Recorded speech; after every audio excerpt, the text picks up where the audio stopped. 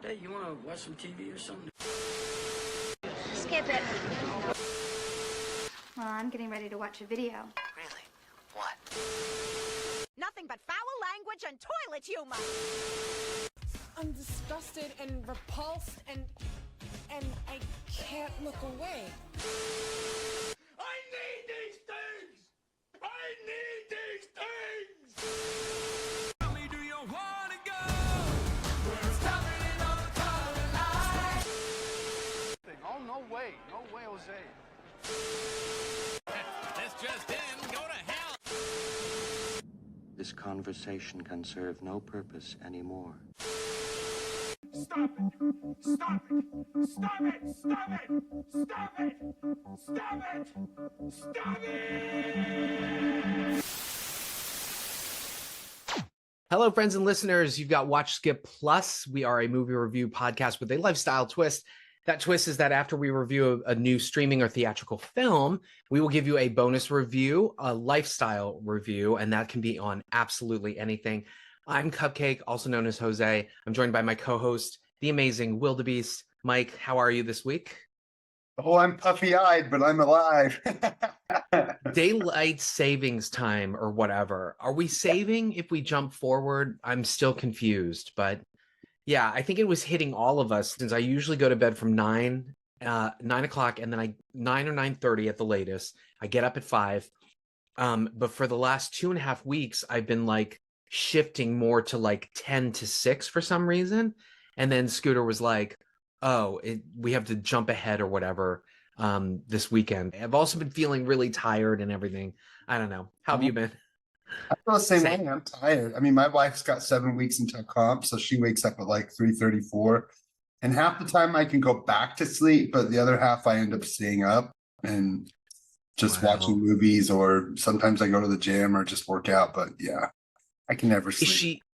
Is she doing like so when Chris Hemsworth made Thor, he was talking about how like he would set an alarm to wake up and like eat, right? And then, go back to bed and then wake up and work out and do all these things. Is that why she's getting up at like 3? You know, it's just to get to the gym. She likes to spend those 2 hours from 4 to 6 in the gym. So, yeah. Plus, there's nobody there. That's the best time. Yeah, she just goes to get there early, and she works out fasted, so she doesn't eat till she gets back. So she just gets up and goes. Will come up and crawl on me at that point. We have 2 senior dogs. I've got a 10-year-old and a 14-year-old. So we got our 11-year-old and a 14-year-old. So they're old. Well, I look a little in the shadows a bit. I'm still adjusting my lighting. I'm going to say I'm not very happy with these that I got off of Amazon. Whatever. Okay, folks. What movie are we reviewing?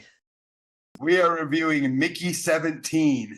The much anticipated follow-up by director Bong Joon Ho, who is Korean. Yeah. Since we'll just start, we'll deep dive this below the line. We'll deep dive below the line and above the line. So our director is Bong Joon Ho. What's your experience with him? What was the first movie you saw by Bong Joon Ho? The first movie I saw was The Host. Me too. That played at a local theater here. And I had just, at the time that was playing, I was totally onto the South Korean film train at that point. I think the year before, I'd just seen, either that year or the year before, I saw Old Boy at Sundance. I was just so in love with what was going on out of Korea at that time. So yeah, when I got the chance to see this, I gathered a bunch of my friends at the time. We went and saw The Host, and we had a blast with it. I don't think we understood a lot of the politics parts of it, and a lot of how they grieve, and there's so many things that I'm sure we'll talk about, themes that he kind of recycles and uses throughout a lot of his films. That when I first saw The Host, I didn't really know what I was getting into, but then after you see Okja, you're like, oh, okay, yeah, that's kind of like The Host. Gotcha. Got it. Well, you just mentioned Okja, which was 2017. That was on I think it was Netflix exclusive, but it had been at Cannes as well. Now, I also first saw The Host, but I had only seen it, I believe, streaming at some point because, it wasn't in the theaters. I didn't see it, but it had been couched to me as sort of like Jaws meets Godzilla meets ET meets, you know, South Korean culture, or whatever. And I was just completely blown away, just very unexpected with the sort of mashup of like monster movie, social commentary, drama, family drama. It was pretty amazing. Now he followed that up with 2009's Mother, which I actually did see and that was actually quite fantastic. You mentioned Old Boy, directed by Park Chan-wook, who's still making films. But yeah, you are right. Like Old Boy and then The Host really just opened everybody's eyes, I think, to both of these filmmakers. What did you think of Mother? Okay. I haven't seen Mother, nor have I seen Memories of Murder. I know I saw Barking Dogs, and I've never seen Phantom the Submarine either. But yeah, Mother. So Mother is it's definitely the type of uncomfortable drama that he would sort of revisit in 2019's Parasite, which just, I mean, swept the Oscars. You know, Best Picture. It's got subtitles. I think I couldn't have been happier that year that it won. I mean, it was amazing, right? Like making people go to not making people, but like obviously we're film lovers, so we don't mind reading subtitles, but to a general audience that is usually, you know, Oppenheimer or something like that, it was good to see Bong Joon Ho rewarded for making a stellar film but also was kind of a genre mashup as well. It was kind of like a mystery, almost like tense horror kind of like thing. Parasite was, amazing. So he sort of seems to flip back and forth between like the personal drama, maybe a little absurdist in some ways, with the social commentary, and then the sci-fi. So when we talk about sci-fi, obviously this one is very sci-fi. The other sci-fi film that he did was 2013 Snowpiercer. What did you think of that film? I loved Snowpiercer. I got a kick out of it. You know, when he does these type of sci-fi fables, it reminds me a lot of Terry Gilliam, or Gilliam, however you say it. I get reminded of Brazil, that kind of almost like absurdist fantasy sci-fi vibe. So Snowpiercer, Okja, Mickey 17, they all feel like they're very much, you know, from the same cloth. Yeah. Speaking of from the same cloth, both Snowpiercer and Okja, I believe, featured these sort of bizarre performances by Tilda Swinton. I don't even know why you would say bizarre performance from Tilda Swinton, because every single role there's just something different that she adds. But I just remember with Snowpiercer, like I was like, Chris Evans in a Korean film, like what's going on? And then she shows up and she's got the teeth and the big like glasses, or maybe I'm even mixing that up with like Okja. But anyway, that was kind of crazy. So yeah, he's Bong Joon Ho, perfect. Our DP is Darius Khondji. Darius Khondji is French DP. He is fantastic. I mean, listen to the list of directors he's worked with: David Fincher, Woody Allen, Jean-Pierre Jeunet, James Gray. Nominated for 2 Academy Awards, a BAFTA Award, Caesar Awards. There's a part of me that thinks that, was he fired from Panic Room? I might have gotten that wrong. But you know, we mentioned Jean-Pierre Jeunet, Mark Caro. He shot Delicatessen and The City of Lost Children. We've actually mentioned that on a few episodes. He shot 7. Kevin Matthews, I bet you love Darius Khondji for 7. I mean, everything from like Evita, Alien Resurrection, Funny Games, Michael Haneke, Cherie, we talked about that, Naked, Rupert Friend, The Immigrant, Lost City of Z for James Gray. That was fantastic. I don't know why people don't talk about that. Uncut Gems, very, very tense. He did shoot Okja for Bong Joon Ho. And then, of course, this, he has coming up Eddington for Ari Aster. That is the top secret project from Ari Aster. And then he's currently in post-production for Marty Supreme and that is the top secret Josh Safdie project as well. So DP Darius Khondji, a legend. What do you think of his work? Yeah, just hearing the films listed off, you can actually kind of create a visual image of what he does, the way he can kind of add a plasticity, sheen to grit and grime in a way that nobody else quite can. So I'm, yeah, big fan of all of that work, the way that he uses shadows and light to kind of play, adding a pristine, but it can kind of strip away that pristine within a second and show us the dirt and the grime behind what he's trying to, show through his visuals. So yeah, very, very artistically, somebody who you can definitely tell when he's behind the camera. So yeah, cool. Oh yeah, he's wonderful. And I kind of feel like the dust up between him and Fincher, potentially, unless it's reversed, was that so Conrad Hall, Darius Khondji, one of them got asked to leave, maybe potentially from Panic Room, and I think it was just not quick enough on setups, right? Because Fincher likes to shoot. Okay, our music is by Jung Jae-il. He is South Korean composer. He composed for Parasite. You probably most known for the music for Squid Game, for which he earned an outstanding original main title theme music for the 74th Primetime Creative Emmy Awards. But yeah, he scored Parasite, Okja for Bong Joon Ho. He's also scored other Korean films like Marine Boy, Sea Fog, and he scored recently Twinless by James Sweeney, which you saw at Sundance, and I am eagerly awaiting. So let's get to our cast. We have a pretty stacked cast. Now, you said off camera, a B cast, maybe. Why would you say B cast? Oh no, I said deep cast. Deep cast. Okay, I thought you were like, I was like, these Not aren't B. B-roll. No. This is a really deep actors. This is a deep cast. He was looking for a certain type of look, a certain type of vibe with all of the cast members. So let's dig deep into some of these names. I'll start first with Pigeon Man, played by Tim Key. Tim Key is up and coming. He is hilarious. He's actually one of the writers and stars of my favorite movie from Sundance this year, The Ballad of Wallace Island. Ooh. He just adds such a funny little touch to this film. And he is a name that you want to keep an eye on, because I'm sure after Wallace Island and this, his stock is going to climb.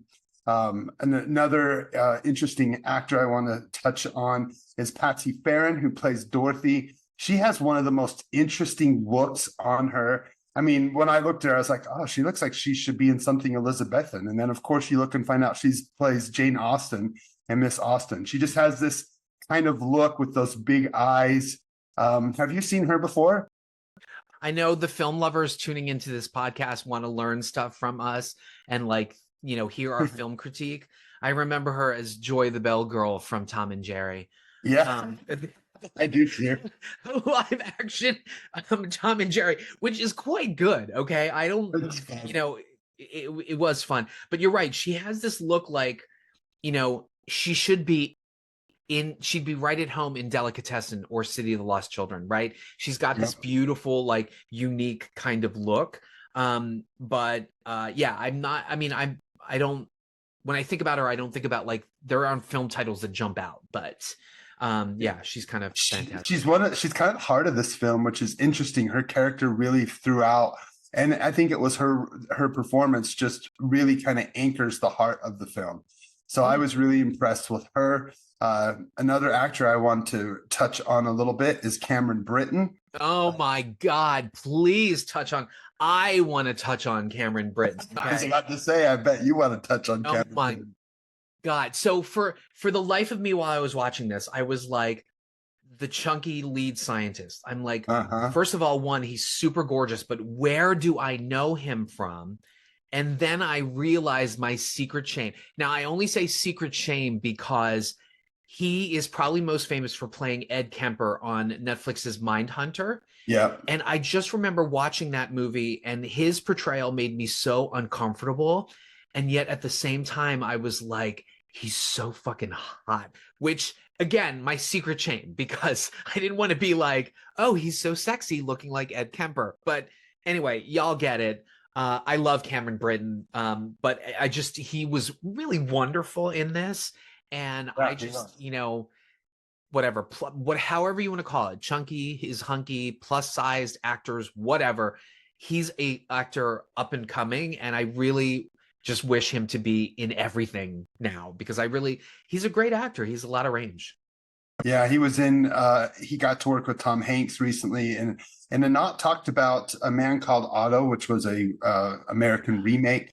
I thought A Man Called Ove. Oh, yeah. Yep, here we call it Man Called Otto. I loved it. I thought it was a really great little remake. He's awesome in that. You can also catch him on Shrill. And then he plays Richard Jewell in the TV series Manhunt as well. Yep. And he played Plague. What is her name? Oh, Elizabeth Salander. Elizabeth Salander's hacker friend, who was a thread through all of the Millennium novels by Stieg Larsson.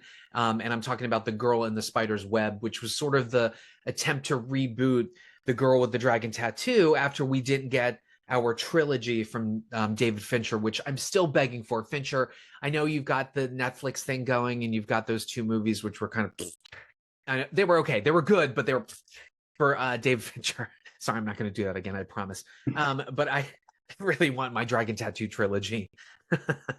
but what else we got with cast? We can keep going, man.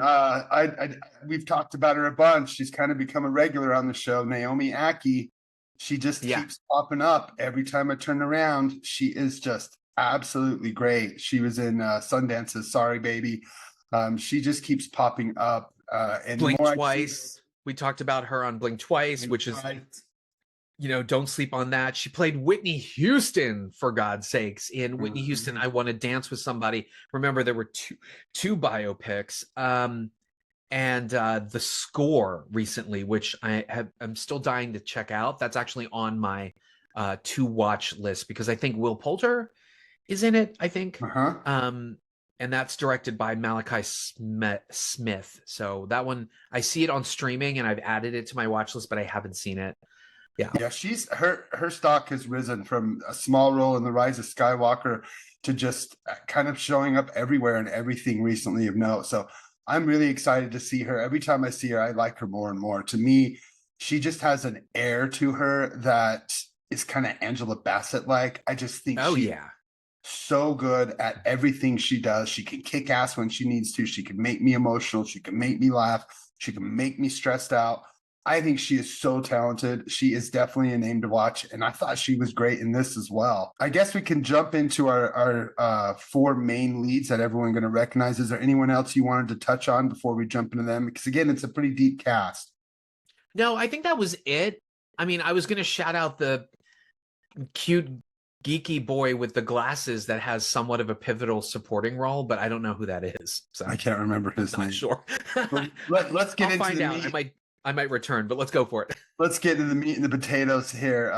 Next up, let's talk about Mark Ruffalo, who is one of our villains. Again, I think he stepped into the Tilda Swinton role on this one, put on some big teeth and a funny accent. Bong Joon Ho really likes to create these cartoony villains that are just almost absurdist in their evilness. But we'll talk about this later. It remind me about the caricatures, but yeah, Mark Ruffalo, what you got? I love him. Well, geez, what is there to say about Mark Ruffalo that we can't? I mean, he's one of those that has been around forever. I think a lot of us know him as the Hulk, but for me, I've known him from Sundance. He's one of those that's popped up throughout my history of Sundance. Like The Kids Are All Right is a huge film. So good. This year, he was in a TV series called Hal and Harper that's getting a ton of hype. That's going to be dropping.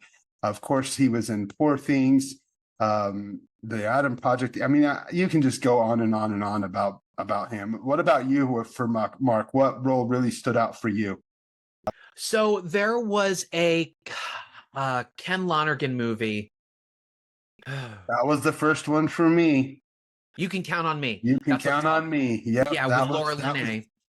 So good. And I knew him from indie films, and he would like crop up in like places like Ride with the Devil or whatever, like these early supporting roles. But like there was definitely In the Cut. Yeah, there was In the Cut. You know, and not just because he did Full Frontal Nudity, folks. It actually is a quite good movie, even though people poo-pooed it. And of course, 13 Going on 30. Hello, Jennifer Garner. I loved him in that. But he turns in really solid work. The Normal Hearts, Spotlight, Reservation Road was another one that I think he was in that, maybe. I don't know, with Jennifer Connelly. You know, he's fantastic. And then he did that that HBO miniseries that only had the one season that was based on the book about the twins. It was called I Know This Much Is True, where he played twins. So good. I adore Mark Ruffalo, adore him. And he really impressed me in Poor Things because I didn't think he had it in him to be like, to have that kind of range and to just commit to a character. Like, he was one of my favorite parts of Poor Things, quite honestly. Yeah, from Poor Things to this role just seemed like an easy jump from that role to this role. Kind of a dastardly villain role. But for me, I first saw him, I think it was my second Sundance. He was in a little character study called We Don't Live Here Anymore, which is a star-studded little indie. And that same year in 2004, I used it, like you said, In the Cut, We Don't Live Here Anymore, Eternal Sunshine of the Spotless Mind, 13 Going on 30, and Collateral. That was 2004 for him. That was his come out year. And that's when it was like, okay, this guy's everywhere. Then he started after 13 Going on 30, we got him in Just Like Heaven, rumor has it. And all of a sudden he becomes kind of this rom-com character. Did you feel like he was a got natural pigeonholed? Yeah, I feel like out of everything he's done, those are probably his weakest roles. And I'm glad that he's kind of gotten away from that rom-com. You shut your mouth. Just Like Heaven is fantastic with Reese Witherspoon. With Napoleon Dynamite in there. Yeah, it's an interesting little flick. But yeah, he's one I saw at Sundance several times. So whenever he comes up, love to see him. The Brothers Bloom's another film not enough people talk about. He's excellent. Mark Strong. Yes. Now let's go on to who plays his wife, Yilfa, I believe is how you pronounce it. And that is Tilda, or what am I saying? Tilda Swinton, not Tilda Swinton. Tilda Swinton's in this. Wrong. Toni Collette. There we go. Yes. Love me some Toni Collette. Let me guess.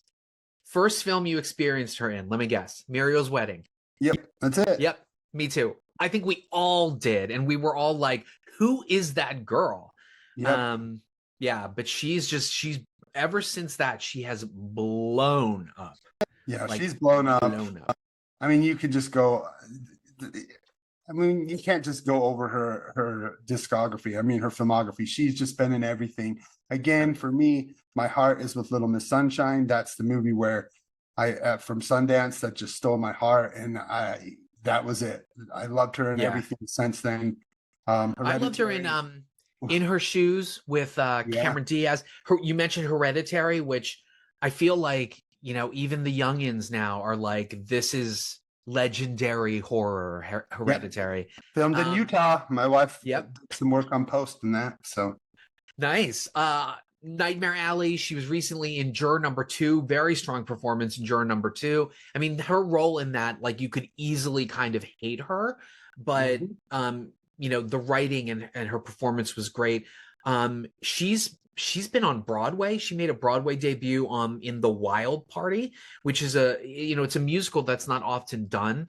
But she earned the Tony Award for Best Actress in a Musical nomination. She got nominated for that. And then she was in The Realistic Joneses on the West End. But I absolutely love her in Showtime's United States of Terror, about a woman who has, multiple personality disorder. She's such a good show. I hated that it didn't get a proper send off. That it just kind of got canceled. What a solid show at a time when I didn't think shows could get like so many good shows were on at the time. And I think she had Nurse, what was that Nurse show that was on Showtime? Weeds, Nurse Jackie, Weeds, and then United States of Terror. It was like great times on Sundays on Sundays on Showtime back then. So she was so good. And then we can't forget that she kind of got her big start in About a Boy. Just a beautiful, wonderful film, directed by Chris and Paul Weitz. Gosh, I'm awful with names. But yeah, she's been someone I've loved forever. And it just similar to Ruffalo, I've seen her in a lot of films from Sundance in the past. One called Japanese Story from many years ago. Again, she's just excellent. I'd probably say one of the top 20 best living actresses right now. And I don't think anyone would really want to fight me. I'd really say she's certainly easily one of the top 20 best living actresses at this moment. Most certainly. Yeah, let's get to our two. Yeah. We got, Stephen, is it Yuen or Wen? I'm awful. I think it's Yuen. Stephen Yuen. Yeah. Yeah, he is just absolutely awesome. I loved him in this, and he's actually going to pop up a little bit later in the show. I'll talk about him not once, but twice. But whenever I think of Yuen, I think of Mayhem from 2017, where he took the lead in an office horror movie comedy that's just absolutely hilarious. But he also can be touching and sweet in the Sundance hit Minari. The dude can even play Scuzzy in Nope. I mean, he just has such a range. Of course, we all know him from a great role in The Walking Dead. Just such a Glenn, rest in peace, Glenn. R.I.P. Glenn. But man, he is just such an awesome actor that, again, this cast is deep. He's worked in Okja. He was in Okja before with Bong Joon Ho. So this isn't his first time working with him. But for you, what's your first memory of Steven? Well, definitely Glenn from The Walking Dead. And then most recently, Netflix's Beef. He's so good at it. So good. We should also mention that he does and you're right, he was in Nope. He was fantastic in Nope. I almost forget that he's in that. And then I picture him with that cowboy hat and I'm like, he's so Steve. Yeah.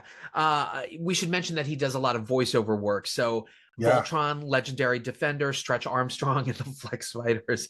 I love Stretch Armstrong. Tuca and Birdie, and then Invincible, the Robert Kurtzman Walking Dead. Haha, there's that connection. Troll Hunters, also don't forget Troll Hunters. He's in that as well. Yep. I'm happy that he's blowing up. It's good. It's good. I may worry though that they will pigeonhole him into these douchey sort of roles, because this one kind of mimics like his work in Beef and his work in some of the other stuff. But Minari, and then there's another film, Burning, that I was just absolutely. First of all, I'm watching this movie. I'm like, hey, it's Korean movie. Let's watch it or whatever. And then I'm like, oh my god, it's Steven Yeun. What's he doing in this or whatever? But Burning was pretty fucking fantastic. Yeah, he's awesome, excellent. Now let's get us to the lead. The lead of the guy, known as the shiny vampire himself. Glittery vampire. Glittery. Robert Pattinson plays the lead, Mickey Barnes, in this. Man, if there was a role that he was ever meant to play, it was Mickey 17 and Mickey 18. God, man, the way he plays those two roles in this, you could tell instantly who was who. It's one of those rare roles where the same guy plays two characters, and you instantly, by looking at his face, you can tell which character he is. The guy is so good. And so many times we just kind of think of him as, the guy from Twilight, the sparkling vampire. But he's gone beyond that. He's beyond the Batman, which, some people love. I thought it was an interesting take for being a young Bruce Wayne. I wish we would have got more Bruce and less Batman. But again, I think that he's really freaking solid in everything that he's done. What about you? How do you feel about him? Well, let me ask you this. I love the Twilight series, so I love Rob Pattinson. Because we know each other. But I remember him. He was in one of those Harry Potter movies, and I was like, "Who is that guy?" Because he's really hot. And so from humble beginnings, Harry Potter, Twilight. He did indie films. There was I think a film where he played Salvador Dali. Maybe even Little Ashes is what it was called, and he got pigeonholed after Twilight. And the question to you is, what performance do you think it was where people started to sort of sit up and pay attention? Do you think that it was Good Time, High Life, the Claire Denis sci-fi film, or was it? I know I'm missing another movie there. I would The say Lighthouse. that I first paid attention to him in Cosmopolis, like Okay, that yeah, was yeah, the Cronenberg. the Cronenberg film where he's front and center the entire film. Like Yeah, that was a flop. Not a lot of people saw that, but he is really, really good in that. that, I mean, I was that and The Rover back to back where I'm like, okay, this guy, because I'm not a Twilight fan. It's not made for me. I know all y'all that love that. I'm not a fan.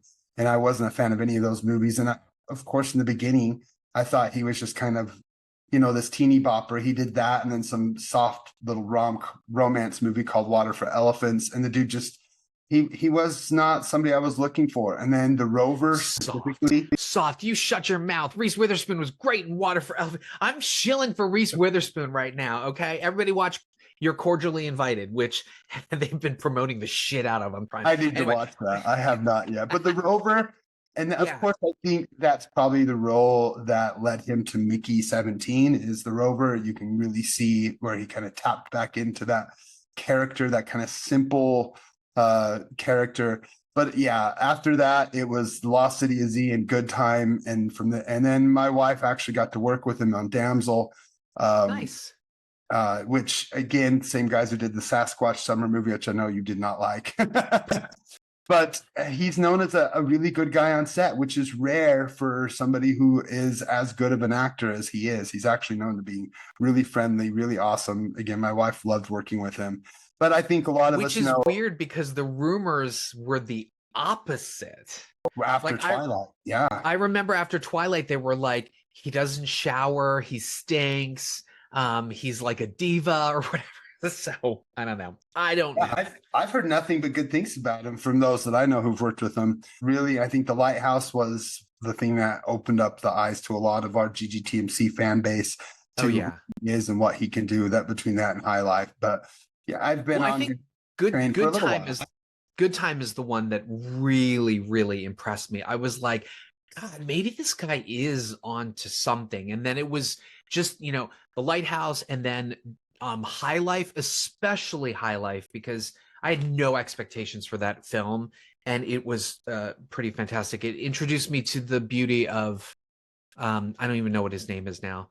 The guy in House of the Dragon who has like the eye patch. But that actor was in there. And I noticed him because he was a great talent and he was gorgeous, not because he was fully frontally nude, folks. People sense the trend. Sense a trend here. If you want me to be a big fan of yours, just do frontal nudity.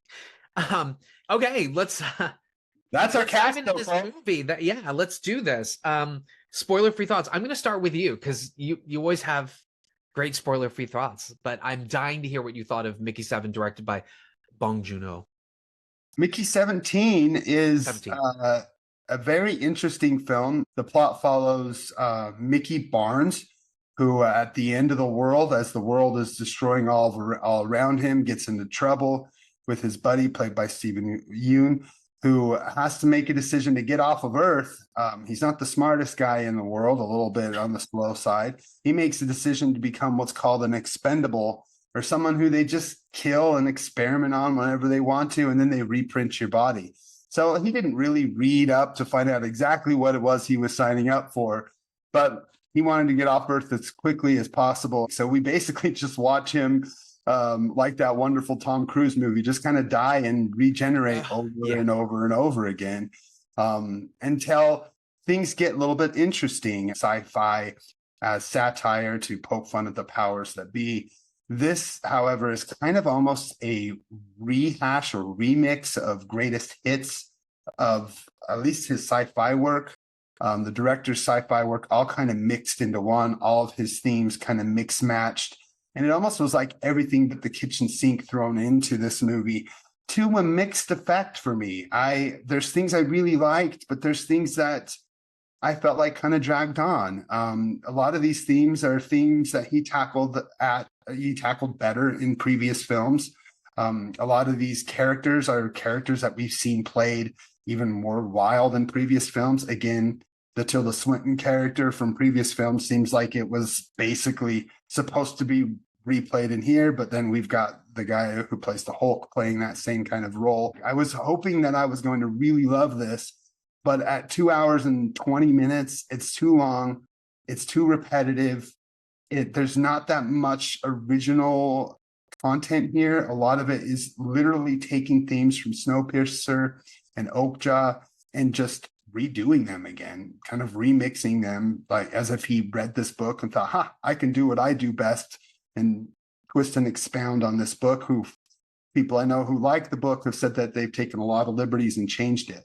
So for me, right off the bat, I'm going to say this is a mixed bag, and I'm not 100% sure if people should or shouldn't see it. So I don't know if this is going to be a watch or skip. I'm still kind of on the border because there's things that worked for me and there's just things that did not. And the tone is just way too over the top at times and then tries too hard to pull back and get serious. Just a tonally bumpy, kind of a mess. I don't know. What did you think, Jose? So, you know what? You bring up really, really good points. This is one of our repeat phrases on Watch Skip Plus, which is essentially that nothing can ruin a movie more like expectations. And so, he's coming off of Parasite. He's got this great backlog of different genre films or genre mashups.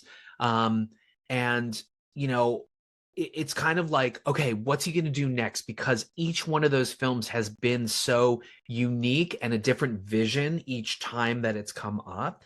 But you are correct when you say that he sort of visited these things before. And I admit I was a little disappointed by this as well. First of all, I'm gonna do my movie geek thing, and I'm gonna quote Basic Instinct, right? So for those of you who have not seen Basic Instinct, and shame on you, because if you have not, you probably should stop listening to our podcast or watching our podcast. But so in Basic Instinct, Sharon Stone plays this writer, and the novel bears a lot of weird similarities to this murder that she is charged with or alleged to have committed, right? And so there's a scene where Stephen Tobolowsky, this character actor, is explaining that the novel is basically her alibi. And he does all these technical terms. He's like, but the fact that this had to have been written in the subconscious 2 years earlier and then published has implications for the applied defense mechanism.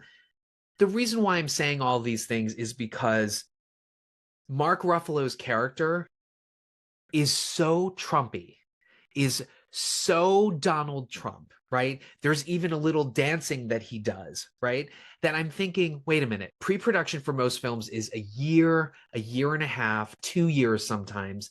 Then you film it, then you do all this stuff. And I'm like, did he just change it at the last second to make Ruffalo like Trump and then inject all of this other stuff like Trump as well? Because, a lot of that in this is so almost overbearing, at least to me. It's just very obvious it's a Trump roast, right? Although there are generalizations, right, that we can pick up in terms of totalitarianism, nationalism, that kind of thing, because he talks about like a pure race on the planet or this and that. And so I thought that a lot of that was just overwhelming the more sci-fi unique aspects of this concept of, accidentally signing up for something where you die and then you get reprinted. But the key here is that he gets reprinted with all of the memories that he has. Yep. And so there is this kernel of this brilliant idea of knowing what it's like to die, coming back, and then realizing that the rest of your life is just this horrible, die, rinse, repeat, like kind of like cycle that just keeps going. It's endless, right? And they could have mined that, but instead we get sections. First of all, I've never seen a title card come this late. 40 minutes in? What the heck? Oh my, I was like, wait, that's the title card? What the hell?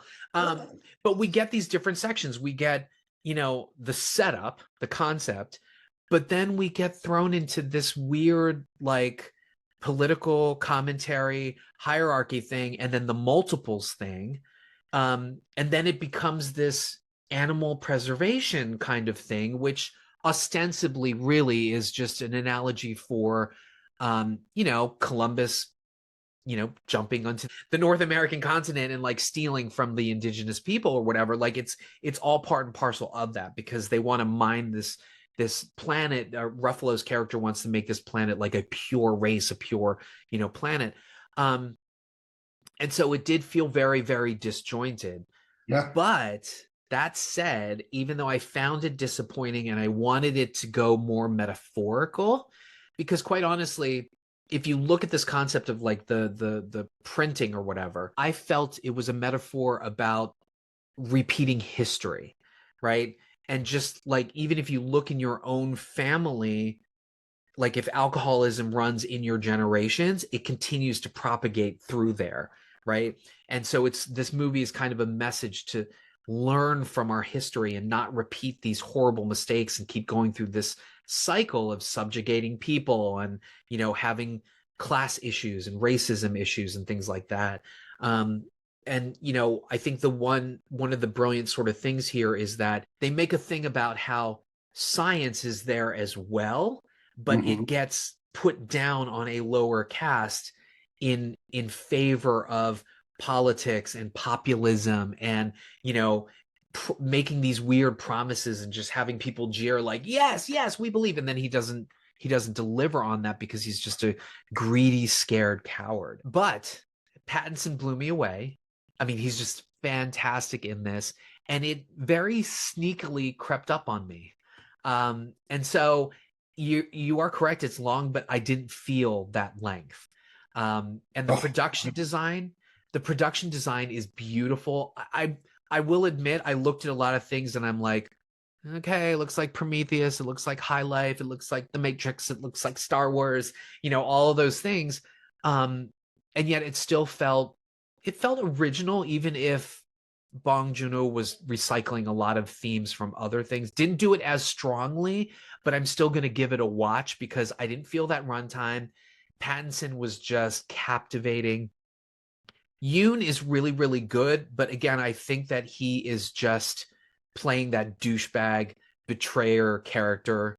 I didn't think for a second that there'd be a redemptive arc with him. And then when we get to the cute little fuzzy animals, or creatures that are, the indigenous citizens of this planet, I adored it, but I got Okja and Host flashbacks. Star Troopers. I mean, come on. It's all of it. Yeah, of course. The pods. He's scared. Anyway. Yeah. I mean, there's so much stolen. I mean, there's not an original idea in this film. Now, not having read the book, I can't say that it comes from the writer or if it comes from the director. This to me feels like him recycling concepts from films he liked and other films. There's certain times I was like, Snowpiercer. Okay, now we're getting into the concepts of Parasite. Yeah. Oh, now they're grinding up the tails of these creatures. There's Okja. Like every section, I'm sitting there thinking, okay, you're recycling this. Now it's becoming Stormtrooper. I mean, it literally just one thing after another. It became Starship Troopers and just all these different things that it didn't feel like it was its own beast. And like Honora, I felt this thing was fucking long as shit. I did not feel like it did not flow for me. I was looking at my watch several times. I mean, I was in the theater for 2 hours and 45 minutes, including everything that goes into it. Nowadays, we have to realize, and I was 5 minutes late. It was 35 minutes of trailers and commercials. And then I get to sit through 2 hours and 20 minutes of this wash, rinse, repeat. I mean, literally the Tom Cruise movie. There's just, which I ended up having an awful name, but was based off of a comic book. I think it was called Kill, Rinse, Repeat or something. No. So what was it called? Remind me. So Doug Liman directed it. It was originally called Edge of Tomorrow. But then a lot of the posters made it look like Live, Die, Repeat. But it was still called Edge of Tomorrow. But my favorite title is it's based on a manga called All You Need Is Kill. That's it. All You Need Is Kill. Yes. I love that title. Yes, that's what it should have been called. Yeah, of course. But again, there's just so much stuff. If I hadn't seen those previous films, I'd probably be like, I love this. Mickey 17. Yeah. This is great. But it feels so much like a rehash of prior projects and prior films that as someone who sees a lot of film, I just felt like this was an unnecessary rehash. It was almost like, here's a whole bunch of money. Let's give you something that's going to be hopefully a big American hit for you. Just do what you want with it. And he took 120 million bucks and just threw it all on the screen. It looks great. It looks like it's worth 200 million bucks. It looks awesome, but it's just a lot of money for him to just kind of play with concepts he's already done before. So I don't know if as of right now, this part of the show, I think I'm a soft skip on it. I just don't think that there's enough. But again, if you're into this kind of stuff, if you're into that Blade Runner type of satirical, thought-provoking sci-fi, absurdist fantasy. Yeah, this fantasy. is not really for me. I don't really like it's kind of.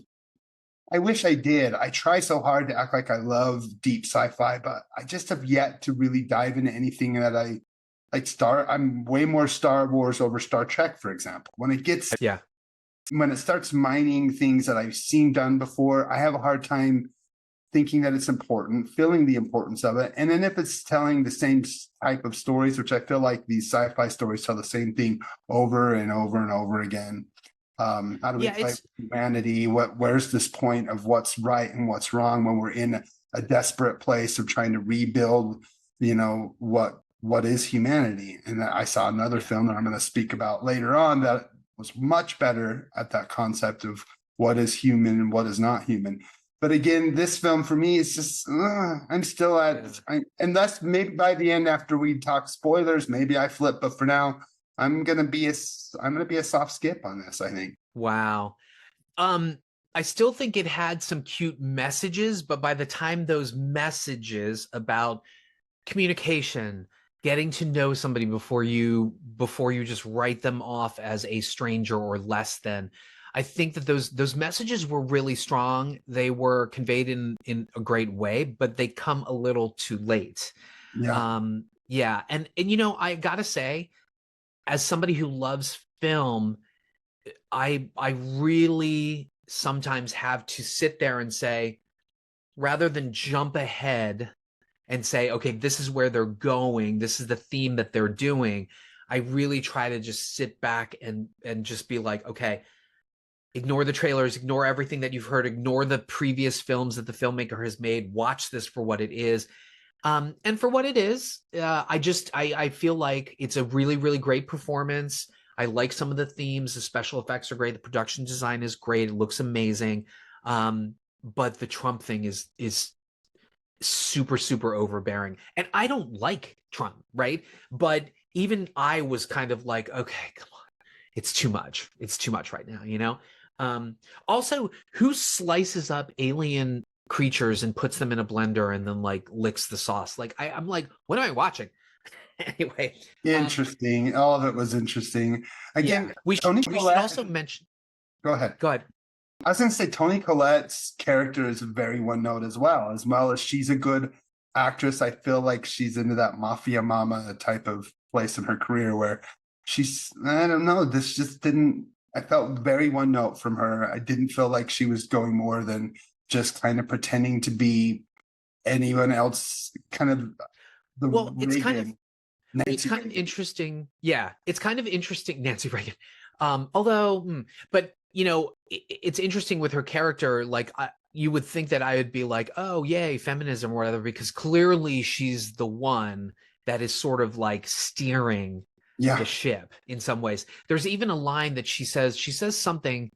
It's a two shot where she's leaning over his shoulder and she says something, but it's a line that she delivers where it's like, okay, she's wearing the pants, she's running the train or whatever.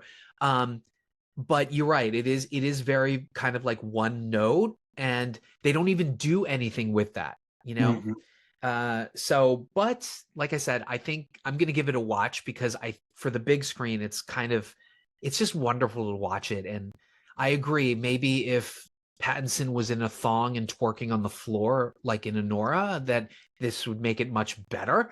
But, and by the way, we do get a butt shot, but I think it's his stunt double. Like Pattinson did not flip out of the printer without a landing pad and land on the floor like that. It's his stunt double. It's his stunt butt. But anyway, it's a watch.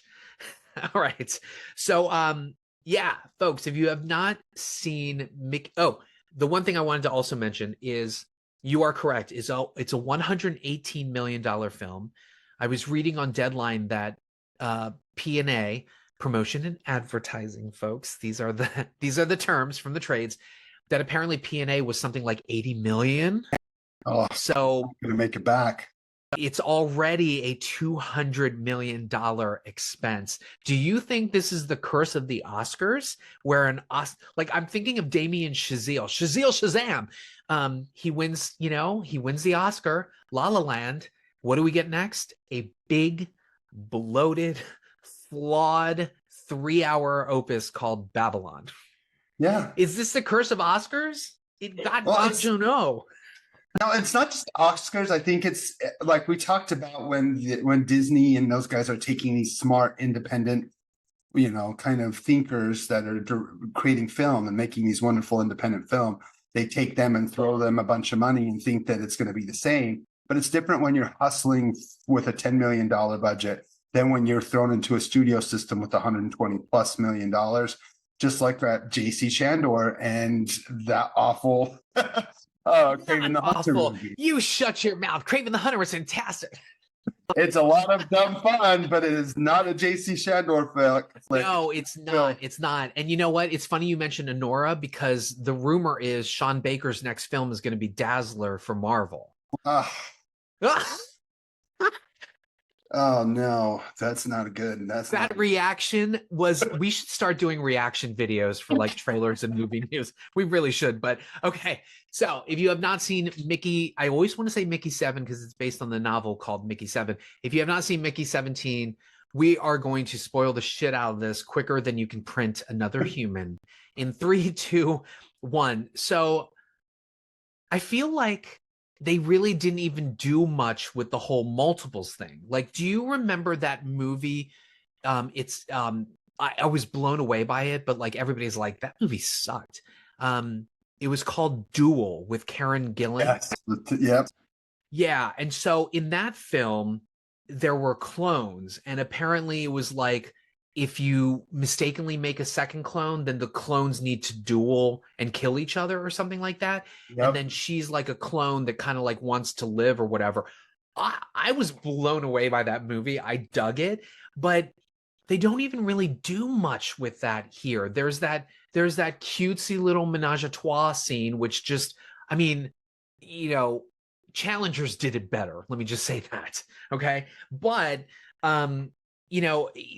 just this idea of the reprinted human expendable. Yeah, it's great for that first 40 minutes, but they don't do anything with it. They really don't. It becomes this, like, it felt like No Escape or something. Somebody who realizes they're in a prison and they need to fight the patriarchy and get out of it or something like that. Like, it just, also, I'm going to say this too. Akkie's performance was a little too back and forth for me, right? Oh, really? Yeah, because ostensibly as like a police officer, she's part of this cog that he's fighting against, right? But of course, they have a relationship together. She's kinky, she's doing drugs, right? I suppose it's a commentary on how law enforcement can become corrupt or whatever. But her character was a little too back and forth for me. And then they tossed in this woman who I thought was a lesbian. Yeah, what the hell was that? That was weird.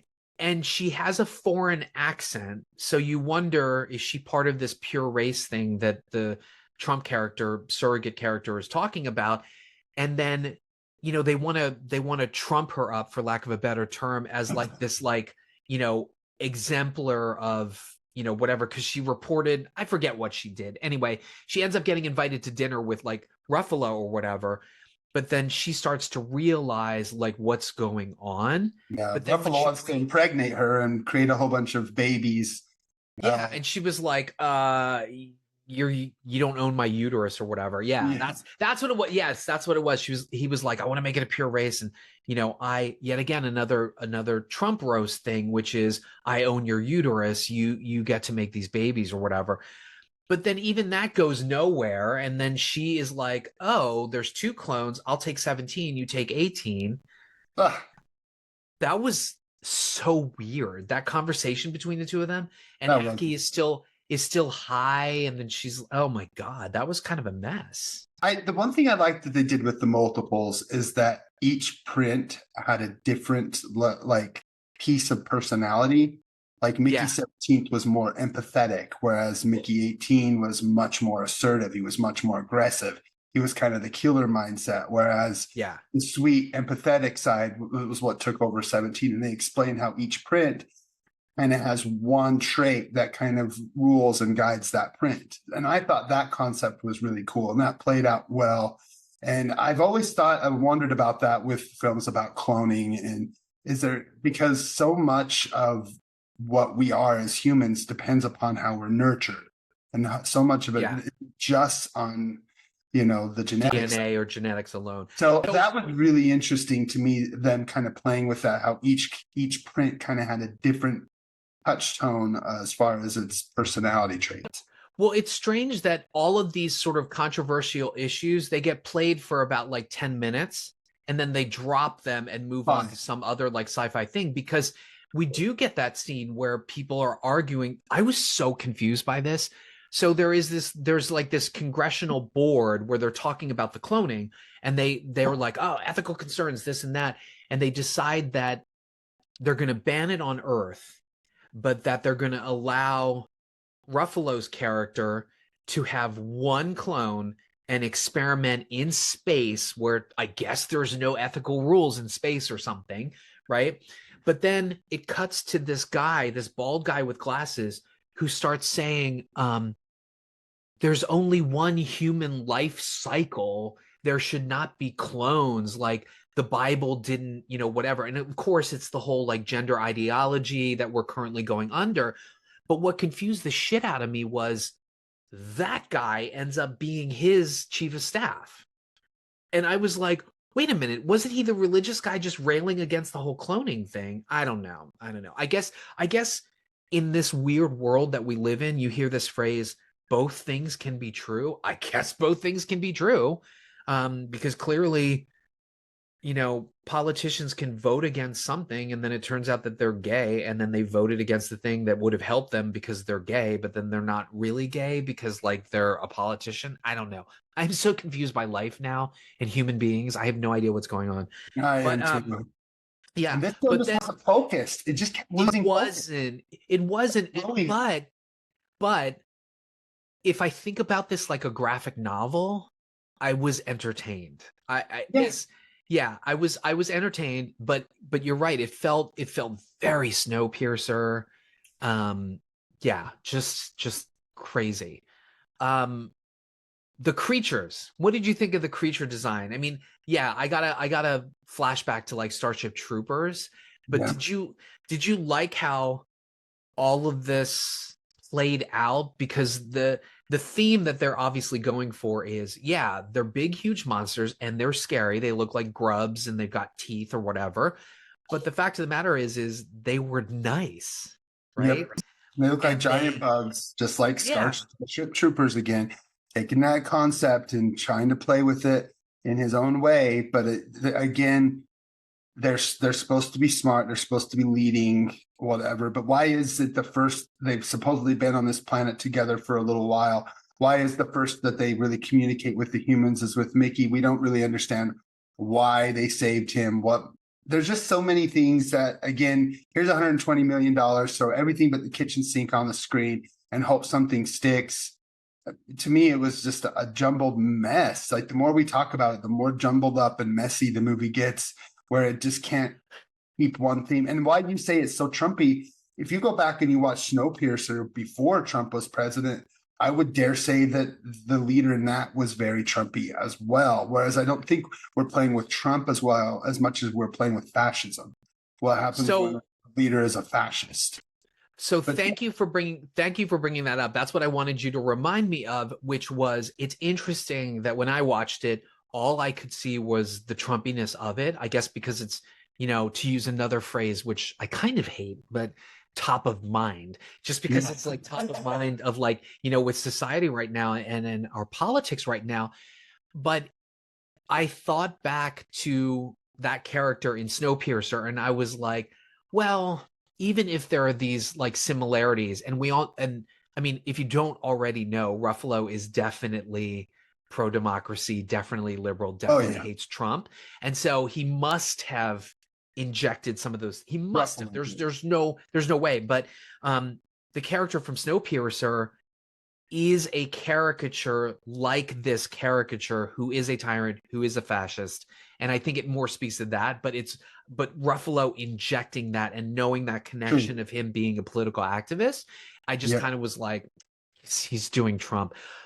But what I loved the most about it was in this caricature that Ruffalo had, he's deeply, deeply insecure, and he has to whisper to his wife all the time to get this sort of like positive reinforcement that he's doing the wrong thing and that he's virile and masculine or whatever. And I love at the end when it becomes very clear that the creatures are like, eye for an eye. You killed our baby. We want a human sacrifice. And 18 decides he's going to be the human sacrifice, but he's going to take out the fascists at the same time.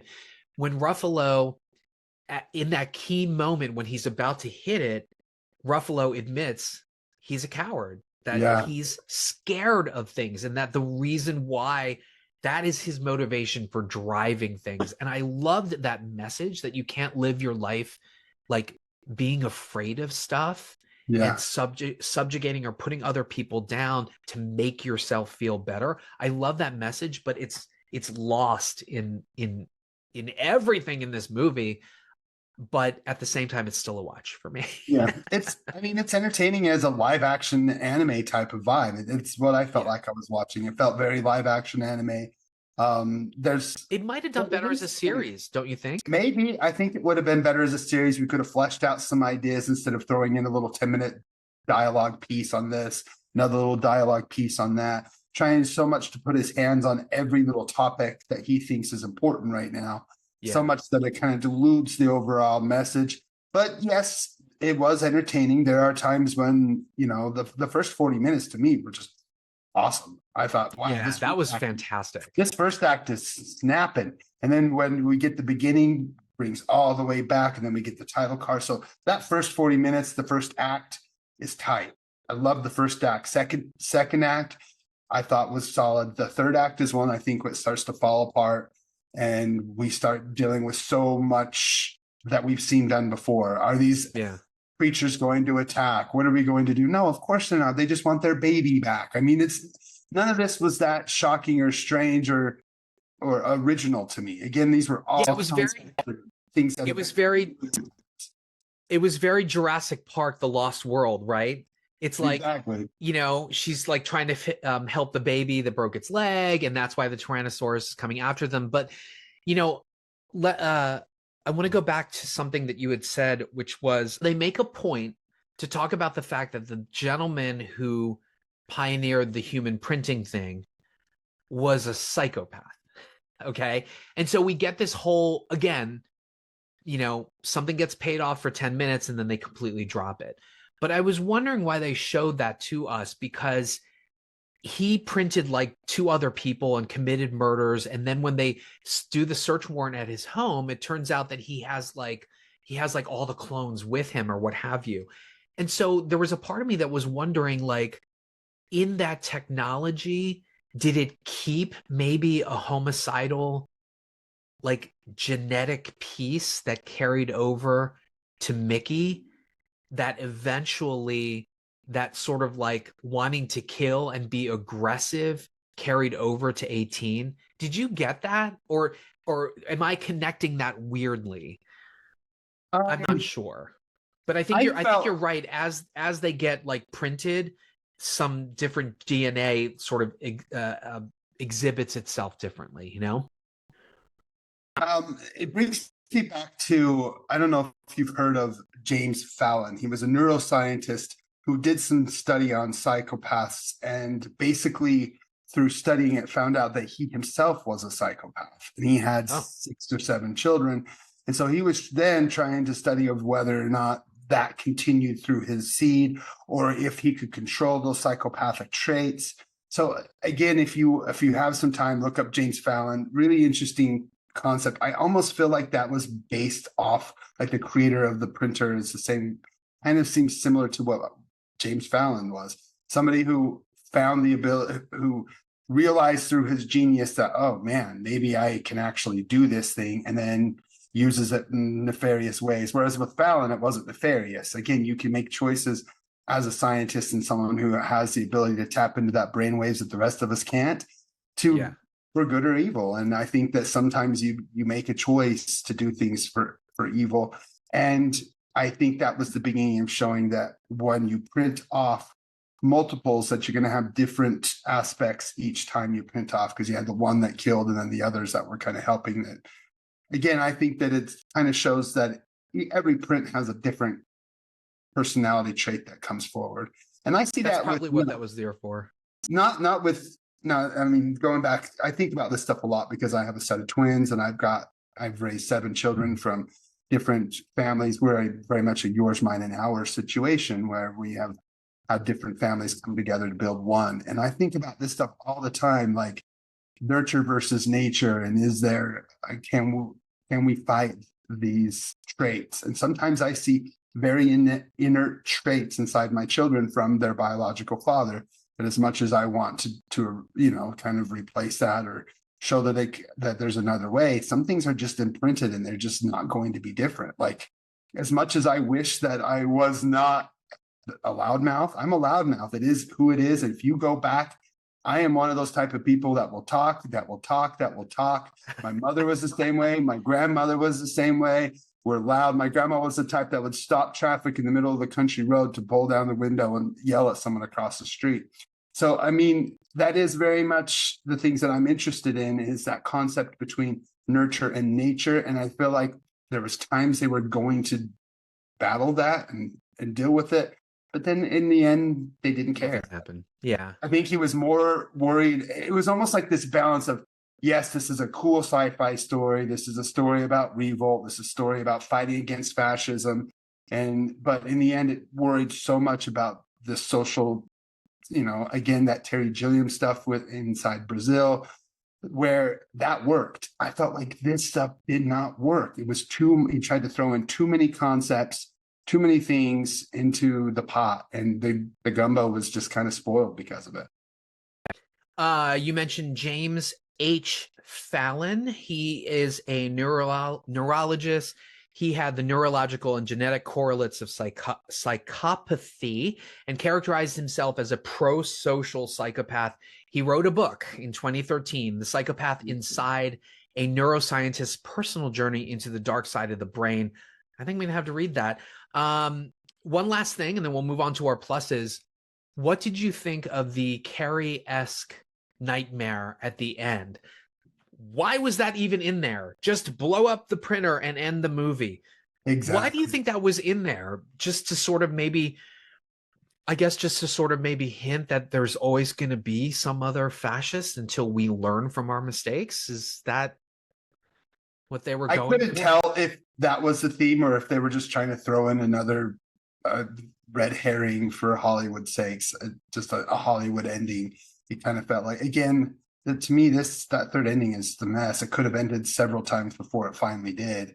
And that 2 hour, 20 minutes, it's when you're a 2 hour and 20 film and you've got 3 pretty, desperate but solid acts that are, this was a 3-act presentation. First act, very solid first 45 minutes. Second act, very solid 45 minutes. That last bit, man, when you're trying to put those last 45 to 50 minutes, they just kind of collapse on itself when we have all these ideas in the air. It's like every time he had a concept or an idea, he threw it up like a juggler. And pretty soon he had 30 balls in the air and he couldn't keep them up. And by the time we got to the third act, when he had 35 or 40 balls in the air, a bunch had to finally drop. The 10 or so that he was still tossing were all entertaining, but there were so many things where I wish they would have touched on this more. I wish they would have touched on that more. Instead, in the end, we just got an overall entertaining film. anti-fascist. Great. I love the ending, but throughout it just felt like a missed opportunity to do more and too much of just a regurgitation of previous concepts, ideas, and visuals. Yeah, so at the end of the film, we learn that the creatures allegedly threaten the humans by saying, if we all do this sonic scream, your heads will explode or whatever. And it turns out that it was a bluff, basically. And so the comment was, humans aren't the only ones that have the power to like bluff or what have you. I kind of like that. I kind of like that message. And to go back to your further point, now I remembered what it was. You had said, why out of all of the people did they begin to communicate with Mickey 17? It's because he took the time to imitate the language sounds. Oh, you're right. But nobody else did because they were too scared, and all they would do is open fire or try to run away. And so that's what gave the cute, quirky girl the idea of the translator, because remember they're walking down the hallway and they're like, or whatever, like doing the whole like thing, or like, right. So yeah, it was kind of cute. It was cute, and I think it bolstered that whole message about like, you just need to get to know people. If your first instinct is you're scared of somebody because they're different, why not get to know them rather than closing that door? Right? And understanding where they're coming from, walking a mile in their shoes, to use a horrible cliched phrase or whatever. But now that's still looked at as a negative thing, what they call coding. Like I used to find myself mimicking the way people speak when I wanted to be a part of their group or organization. I noticed that a lot. Code switching. And it's looked at kind of in a negative way, but for a long time, that's kind of how I learned to survive. I think a lot of us all learn to survive different techniques. And so I think that what he was doing was just trying to find a way to connect. For me, I call it building relationships of trust. Today they call it code switching or whatever. To me, it's just trying to fit in where you can fit in. And that's an interesting concept. I didn't think about that. That's why they did save him, because he tried to fit in. He did try to speak their language. So interesting. Again, a million ideas. They just don't stick. Some good ideas. It's still a watch for me, but have you changed? No, I'm still a soft skip on it. But again, if you like this director, you're going to go see it, right? And I almost hate to be a soft skip, because that means the people who haven't seen his previous films would probably miss this.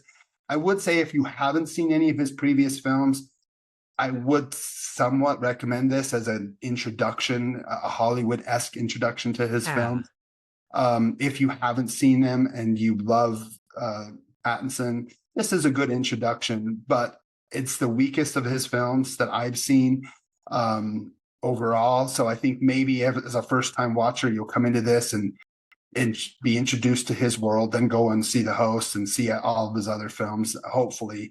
But again, still as a whole, I'm still going to give this a soft skip. But if you haven't seen his films before, give this a watch. Yeah, babies first. Bong Joon Ho is what they call this one. Yeah. All right. Okay, I'll start with pluses for me. Speaking of revolution and innovation, why not take something and try to make it better? And what am I talking about? I am talking about nail cutters. So there is a company called Edgy. If you can see it, EDJY, and they have pioneered a new nail clipper. Now, this is specifically for fingers, but it comes out like this, and you will see that it kind of looks like a stapler, okay? But what you do is there is a little soft like stopper here, and it actually has a blade, right? And so this is how you would cut it. You would put your finger in this way and cut it straight down. Don't angle, don't do anything like that. But there's a stopper so you don't cut too far to the quick. But what the innovation is that it is a one blade that comes down to cut the nail rather than the two pinchers like a normal nail clipper. And what that means is that you will get a clean cut through your nails so that it's not going to break. And they say that you can actually cut this and then not have to use a file. But I did use still a file because some of the edges still felt a little hard, but it just gives a cleaner cut and it preserves the nail and it cuts beautifully. Now you can't use it on your toes. They are going to create another one, but they also give you a nice like instruction thing on how to like actually use it. But it is fantastic. I will never go back to a normal whatever brand is out there for these. So yeah, Edgy, EDJY. I believe it's edgy.com. Yeah, edjy.com. Get yourself one. It's pretty, I mean, it's expensive for a nail cutter, but it's fantastic. Yeah.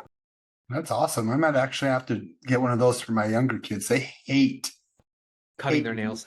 Clipped. It is like the worst thing. So something like that isn't quite as scary looking, especially for the 7-year-olds, that might be helpful.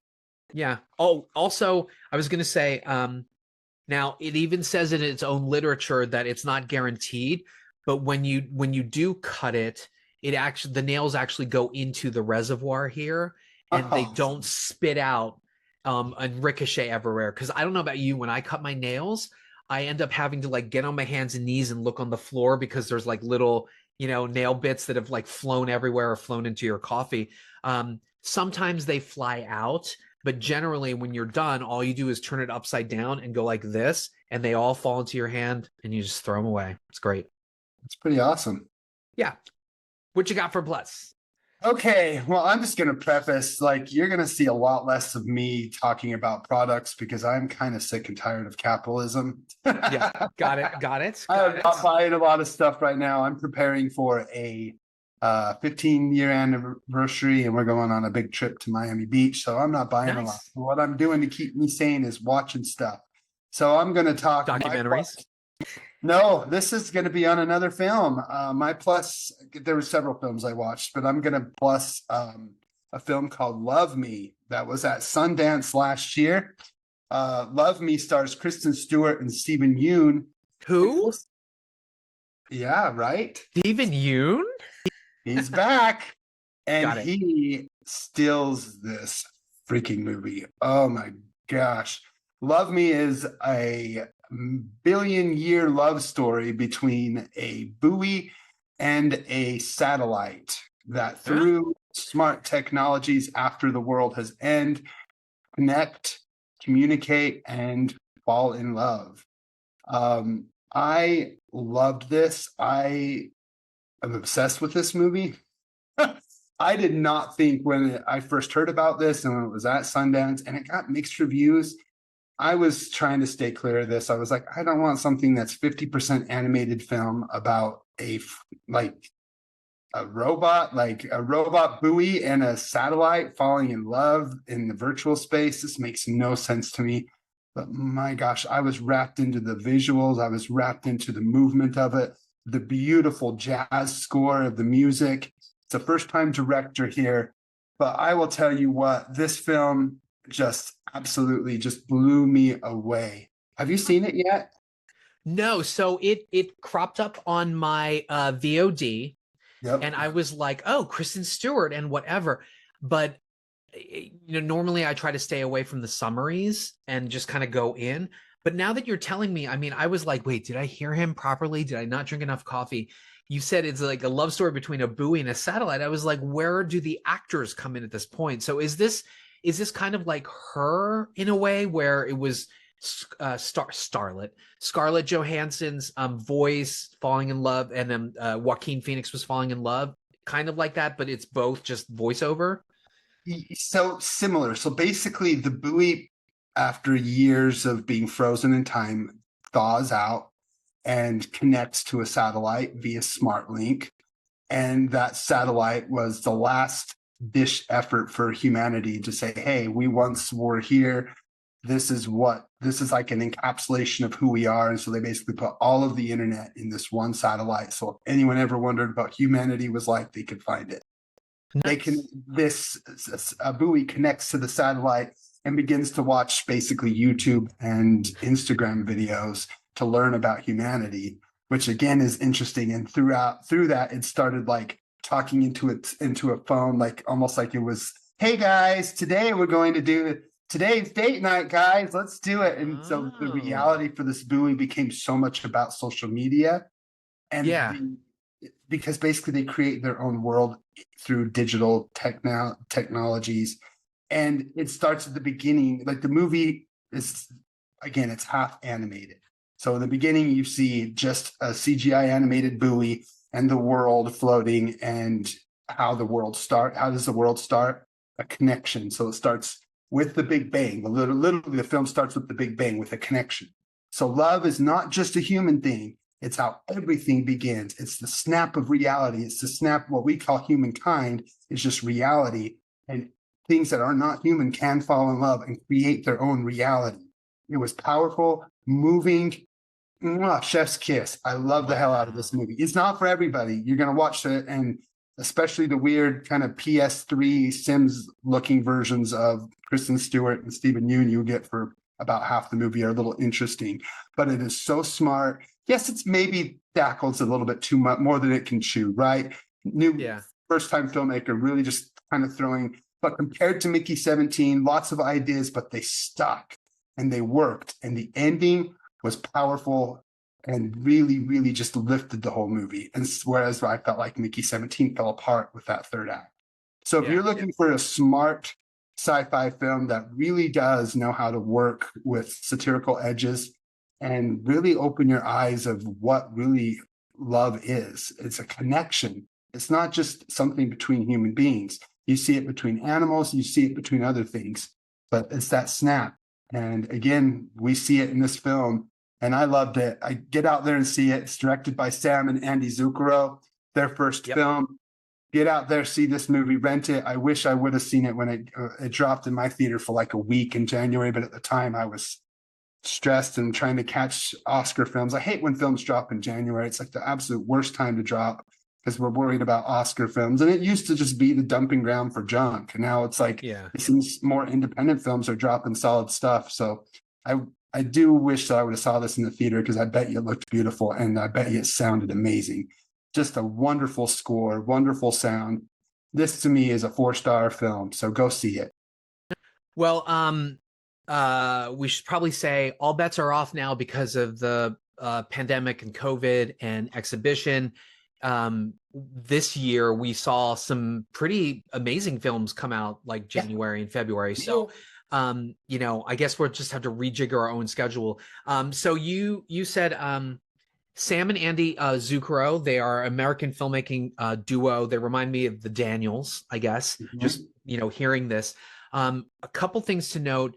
The music is by David Longstreth. He is the lead singer and guitarist for a band called Dirty Projectors. A great band. If you're a fan of him, if you're a fan of them, definitely check this out for the music. I should also note that this film received something called the 2024 Alfred P. Sloan Prize. And that prize is bestowed annually by the Alfred P. Sloan Foundation to, and I quote, an outstanding feature film focusing on science or technology as a theme or depicting a scientist, engineer, or mathematician as a major character. Kind of interesting, like that. What do they call it? Is it the Bechtel test for women in films? This is sort of like an award for STEM characters in feature films, which it's a Sundance award. I like it. It's a Sundance award, FYI. So it started in 2003. Dopamine at my first festival, and they were talking it was all the vibe my first years. It was the first time they were adding a new award, the Alfred P. Sloan Award, and it was given to a film called Dopamine, which similar was about that love drug, what causes love. The movie itself isn't a complete success, but Dopamine was that first Alfred P. Sloan winner, and it was kind of interesting that Love Me was like, I think, the 20th winner, because it was similar in it's about what causes love, what is that love connection, and how we grow love. So again, go see it. And all of those movies that have won those, I mean, most of them are really good. Yes, I would check that out. Nice. I love that. And I don't know, like Red with wrestling. I'm like, there's a part of me that wants to be like, here we go, Mike, another documentary. A lot of documentaries, but you're going to get a lot of Sundance too for me. You're going to get a lot of course. Love you for Sundance stuff. So it's yeah, good. That's me. And you might even get some kids movies. I watch a ton of kids movies, so eventually some pluses are going to be some kids flicks too. So we reviewed Super Mario Brothers, and I didn't want to do that, and we did, and it's all good. It's all good. Okay, so I actually ended up liking Super Mario Brothers. Yeah, it's not a bad movie. Yeah. So there you go. All right, folks. I think I forgot to say this at the top of the 90 minutes, hour, whatever. Wherever you're listening to us or watching us, Spotify is obviously our home for the video, but people love the YouTube, as do the satellite and buoy in the movie Mike was just talking about. But just be sure to follow, like, subscribe, click the bell notification so you know when we upload a new video. Additionally, leave a comment or leave a review, more importantly, because Skynet gets tricked when you leave a 5-star review, and it spreads the word about our humble little podcast and the YouTube as well. So if you love us, you will certainly love our pod fathers and pod brother. So our pod fathers are the Gentleman's Guide to Midnight Cinema. I was on their recent episode. We talked about the 1976 film Lifeguard, which is actually pretty fantastic. It is a relic of its period, but it features an amazing performance by one Sam Elliott. So please check that out. You'll also love Troy and Brad over at Not a Bomb, where they talk about films that bombed at the box office or critically, and they decide whether they're not a bomb. And they recently did a double. So it's one of their first doubles that they've done, and they took on parachuting movies. So they did Drop Zone, the action film with Wesley Snipes, Passenger 57, baby. And then Terminal Velocity, which was sort of like an offshoot, a lower budget parachuting action flick with Charlie Sheen and Nastasia Kinski. And then our pod brother, Alex MC over at Friends with Cinefits, I actually guested on there too. I was a podcast whore lately. I'm surprised I didn't end up on Not a Bomb, although I did do Not a Bomb guest appearance for Barbed Wire with Pam Anderson. But Friends with Cinefits just did First Reformed by Paul Schrader, who's one of my favorites, and I guested on that. If you have not seen that, that stars Ethan Hawke and Amanda Seyfried. It's pretty fantastic. Slow moving, deliberate, but fantastic. You'll also love Night of the Living Podcast, Wild Dream Podcast, Death by DVD, Raiders of the Podcast, Backlook Cinema, and now for something a little bit different, that is John Horgan's YouTube channel, Caliber 9 from Outer Space and The Feminine Critique. And then this back catalog, they're not active now, but you would still love them if you love film podcasts. Married with Clickers, VHS Files, Silva and Gold, Cult of Muscle. Mike, any parting thoughts? No, just go listen to those guys. Raiders, they just did a really awesome episode about Gene Hackman. The last episode that John did on his had Dave from Raiders, and they did the animated film Felidae. So definitely check those out. And as I say at the end, take your kids to the movies. It's not just Sean Baker who's been saying that. I've been saying it just as long, if not longer. I think we all get out there, support cinema, whether it's the big guys or the local cinemas. Just like you say, get out there and let's relish in the love of cinema. Absolutely. Save exhibition. And we should also add, because this has come out, save physical media. Apparently everybody's just downloading shit and streaming shit. And if you are like me or Mike, we love to hold a Blu-ray case or a 4K case. And if we don't keep buying those things, they're just going to go away, and we're going to stream everything, and then no more exhibition either. So please save exhibition, save physical media. And as always, be kind, be open, be vulnerable. And that's where the art is. We'll see you guys next week. What are we reviewing next week? I have no idea. I don't know. We haven't even discussed it yet. It better be something good. All right. See you guys. Thank you. Bye.